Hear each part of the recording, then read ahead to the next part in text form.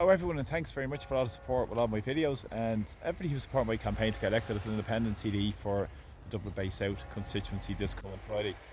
Today I want to speak about RTE's immigration debate that took place last night, and I'll just give you a couple of pointers around it. We've seen the huge catastrophe immigration has created in Ireland over the last number of years, in particular since the escalation in the war in Ukraine, where over 100,000 Ukrainians have come to Ireland, which caused a lot of issues regarding the overstretched and under-resourced public services that many people are feeling the effects of for many years in Ireland, in terms of the housing disaster, homelessness, and pressures on basic public health services and education also.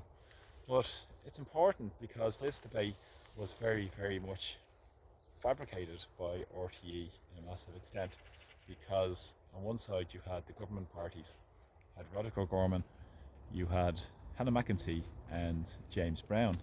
Now, Helen McEntee and Roderick O'Gorman are probably two of the worst ministers we've seen in recent times, and that's really saying something. We've had a lot of disastrous ministers in many portfolios in Ireland, but in particular we've seen the issues that Helen McEntee has created her department. Of course, ably assisted by Jim O'Callaghan of Fianna Fáil, who said he has done a lot of the heavy lifting for Helen McEntee, even though he's claiming to be a separate entity himself.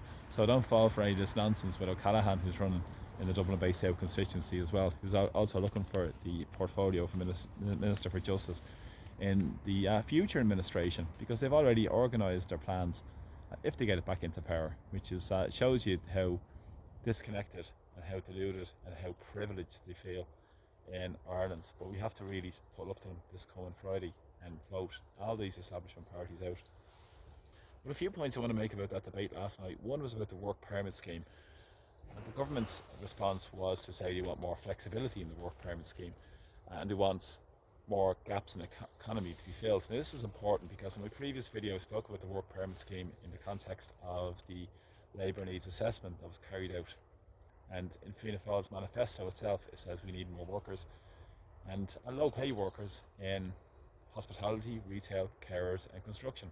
Meanwhile, at the same time, we have a flood of young people, highly trained, highly educated, leaving the country in many of those trades and many of those professions. But at the same time, this is what they're looking for, to plug the gaps in the economy, to keep the economy going, according to them. And who does the economy ultimately benefit? It benefits the very wealthy and doesn't benefit ordinary people. As we know, Ireland is a low wage economy, where 1 in 5 workers are in low pay, and it's been maintained as being a low pay economy by the work permit scheme as well. Now, also to note, they spoke about the student visa scheme. The student visa scheme is important because a lot of students, the international students, a lot are wealthier to come to Ireland, and we see that with the student accommodation crisis, for instance, around Dublin in particular, but also around the country in many regional towns and where colleges are placed in cities. We've also seen the pressure on the accommodation systems in those areas too. Now, that's very important because a lot would come on student visas and then work. Also, a lot would be then working in very low pay work with very poor conditions. So what's not to like when you're the Irish establishment working for the big employers to maintain Ireland as a low wage economy? Now, the Ukrainian issue is important also because currently there are over 82,000 Ukrainians, according to government sources, which, let's see if that's true, but about 82,000 Ukrainians in Ireland. Now, they're at the behest of the Temporary Protection Directive that is due to expire in March 2026. Now, of course, the Irish government want to continue this temporary directive to make it permanent, like all these temporary solutions become permanent, such the same as the USC. Remember, that was only a temporary charge, but it's become a fix in the Irish taxation system, which is impacting the low and middle incomes people most of all. Now, of course, in the Ukrainian issue regarding the temporary directive, Sinn Féin's response to this, and Matt Carty was on the panel, and he said that they would ask the EU for Ireland to opt out of this temporary directive. That's great, isn't it? Not really standing up for Irish sovereignty now, Sinn Féin, are you? In terms of constitutionally, what should happen is that the policy of the state should derive from the people of the state, which is in the constitution. But of course, and that means control of our borders, control of our immigration policy should rest with the people, not with any unelected bureaucrats who are pushing this EU migration pact through the European Union. But also, it is important that they want to sidle up to the warmongers by keeping the war going rather than demanding peace, which is what Ireland should be doing as a neutral country, looking for Pacific settlements to international disputes, again, which is in our constitution, but again, which has been ignored by the politicians who famously said, and Micheál Martin, Minister for Defence, Foreign Affairs, Fianna Fáil leader, said sovereignty was a backward-looking idea. But of course, many people have been pitted against each other in terms of the payments.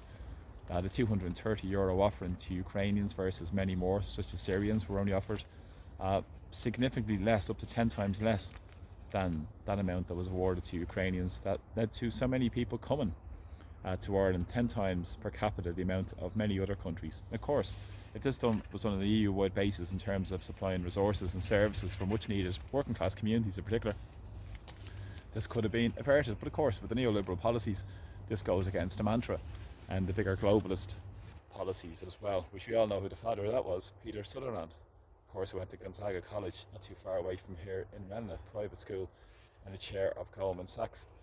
And of course, the issue around planning is a big one, because we've seen the exemptions on planning being placed by the government on these accommodation centres. Huge money making racket, up to €6 million per day has been spent on it, and at the same time people were prosecuted for building mobile homes on their land. So figure that out for yourself and you can make your own mind up. You couldn't really make this madness up. Now, a few people were speaking at this as well. One woman spoke from Dundrum in Tipperary in terms of the pressures on her community in County Tipperary, the fact that a hotel was taken out of use and used as a quick book for these operators to make huge profits from. But of course, this is part of the agenda that create more division in society. But again, it's deliberate by the Irish government to work at the behest of the commercial property owners, put pressure on services, keep accommodation costs high. We saw that across many counties around Ireland. In particular, the accommodation recognition payment, which I spoke about before as well, where properties have been taken out of use and given at a tax benefit for taking people from Ukraine in. And not to mention the impacts of the modular homes as well all around the country, which was never done for anybody in our own full-blown homeless disaster that we faced for many years. Up to this year in Dublin, already up to 40 people have died in the streets of Dublin.